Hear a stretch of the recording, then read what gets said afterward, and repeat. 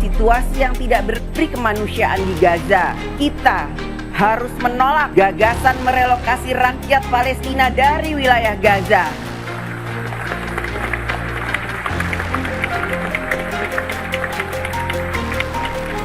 Gaza adalah milik rakyat Palestina. Gaza harus dibangun kembali tidak hanya dengan gedung dan tembok, namun juga dengan harga diri, keadilan, dan harapan. Kami siap mengevakuasi mereka yang luka-luka, mereka yang kena trauma, anak-anak yatim piatu, siapapun yang oleh pemerintah Palestina dan pihak-pihak yang terkait di situ, mereka ingin dievakuasi ke Indonesia. Kami siap akan kirim pesawat-pesawat untuk mengangkut mereka. Kita memperkirakan mungkin jumlahnya sekitar 1.000 untuk gelombang pertama.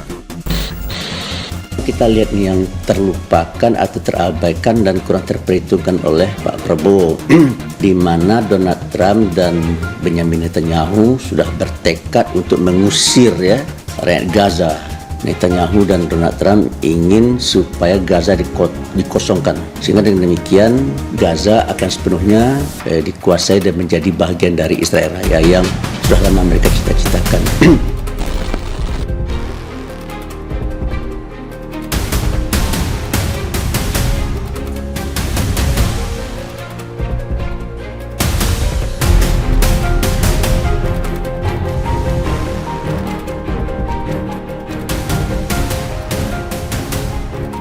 Nah, ini yang keren dari Mbak Puan Maharani ya, dan bahkan tidak berpengaruh setidaknya terkait sekarang ini ada isu nasional, yaitu terkait ijazah asli Pak Jokowi dan lain sebagainya. Mbak Puan bahkan tidak berpengaruh, dan bahkan Mbak Puan, wah, di depan Pak Prabowo langsung. Ini menurut saya sangat keren sekali. Mbak Puan bahkan mendapatkan riuh tepuk tangan ya, setidaknya terhadap menolak wacana relokasi warga Gaza ke Indonesia. Ya, karena menurut Mbak Puan Maharani, di Gaza itu adalah hak dari warga Palestina untuk buat kehidupan yang lebih baik, lebih sejahtera, dan lain sebagainya. Itu adalah hak dari warga Palestina. Jadi menurut saya sangat keren sekali. Di depan Pak Prabowo langsung loh. Ini tidak kaleng-kaleng. Di saat mantan presiden ke-7 saat ini berpolemik dengan kasus ijazah dan bahkan juga melaporkan setidaknya masyarakatnya sendiri. Bayangkan ada 4 masyarakatnya sendiri dilaporkan. Ada Roy Suryo, Dr. Tifa, Rismon, dan lain sebagainya. Nah, ini menurut saya Pak Jokowi itu fokusnya di mana ya? Sebagai seorang mantan presiden, seorang presiden ke-7 Republik Indonesia, seharusnya kan fokusnya itu tidak terhadap kasus-kasus seperti inilah. Ketika misalkan ada yang meragukan terkait ijazahnya, langsung ditunjukkan saja lah. Seperti halnya Obama pada saat lalu. Bahkan ketika masih menjabat sebagai Presiden Amerika Serikat, ketika ada yang meragukan akta kelahirannya, lahir di mana dan sebagainya, itu langsung ditunjukkan salinan akta kelahirannya. Jadi tidak usah berlarut-larut, karena apa yang difikirkan saat ini sangat banyak sekali terkait isu-isu global, isu-isu yang menurut saya lebih diutamakan daripada kasus yang menurut saya sangat receh sekali bila dibandingkan dengan Pak Jokowi. Pak Jokowi itu sudah sangat tinggi sekali, sudah tinggi, mantan presiden ke-7 Republik Indonesia, tetapi masih mengurusi hal-hal yang menurut saya sangat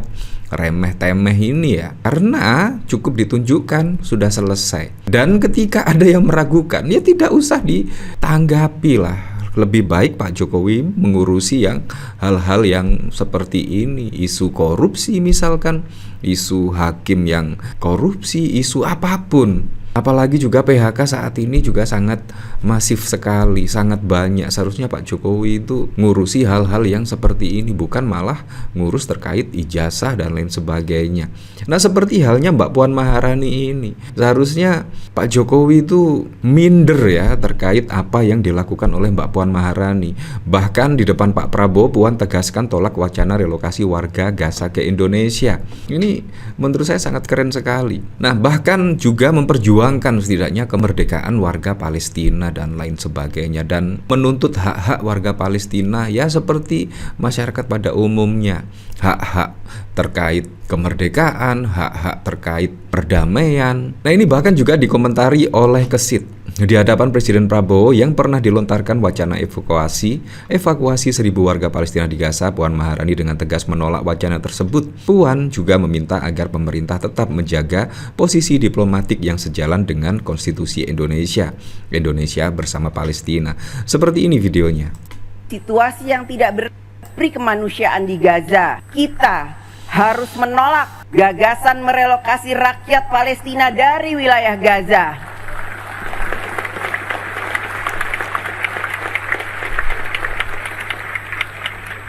Gaza adalah milik rakyat Palestina. Gaza harus dibangun kembali tidak hanya dengan gedung dan tembok, namun juga dengan harga diri, keadilan, dan harapan.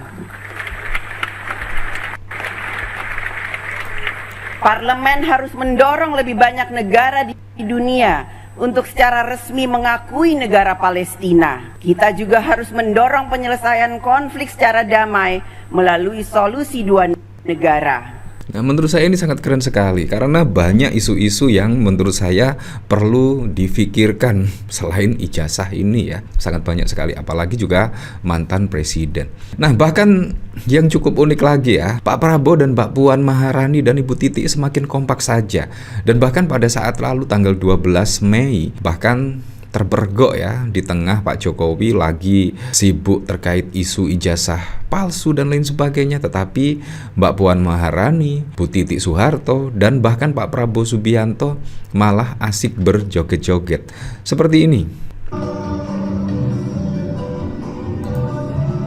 Nah, memang terlihat sangat akrab sekali ya. Ya, malah semakin kompak Pak Prabowo, Mbak Puan Maharani. Ya, jadi menurut saya usul-usul apapun menurut saya pasti akan didengar oleh Presiden Prabowo Subianto karena semakin akrab dengan Bu Titi juga akrab, Mbak Yeni Wahid. Ini sangat keren sekali dan dari Pak Jokowi itu semakin hari bukannya semakin dekat malah semakin jauh ya kalau kita lihat saat ini, apalagi Pak Jokowi saat ini tengah ada terkait isu ijazah palsu dan lain sebagainya. Tapi Pak Prabowo malah asing joget-joget ya. Ya seperti itulah. Nah, dari sini saya juga penasaran sih kira-kira komentarnya seperti apa ya. Puan juga mengajak seluruh pihak baik eksekutif maupun legislatif untuk memperkuat diplomasi internasional demi mendesak gencatan senjata permanen dan menyelesaikan dua negara. Sepakat dengan Mbak Puan Maharani, sepakat Indonesia bersama Palestina.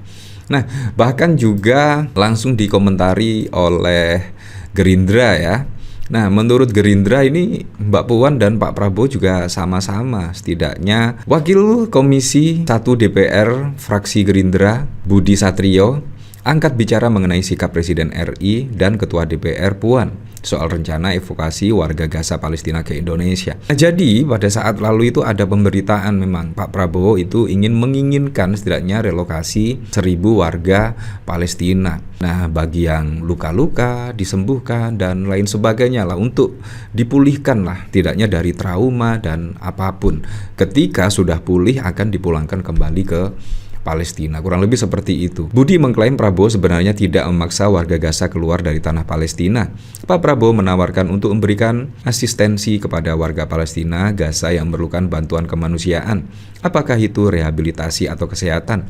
Tapi jelas bukan dalam konteks relokasi dipaksakan untuk keluar dari Gaza, dari tanah Palestina, ujar Budi di gedung DPR. Budi mengatakan semangat Prabowo sejak dulu adalah membela hak rakyat Palestina dan mendapatkan kehormatan. Menurut Budi, sikap Puan yang tegas menolak relokasi warga Gaza adalah agar mereka mendapatkan bantuan kesehatan dan kemanusiaan tanpa perlu pergi dari tanah Palestina. Saya rasa itu yang dimaksud bahwa Mbak Puan ingin menolak relokasi. Saya kira semangatnya kita sama-sama sepakat tidak mau memaksakan rakyat Gaza untuk keluar jelasnya. Tapi kalau bagi yang memang membutuhkan bantuan kesehatan, bantuan kemanusiaan, rehabilitasi, itu yang ditawarkan Pak Prabowo untuk ke Indonesia, sambung Budi.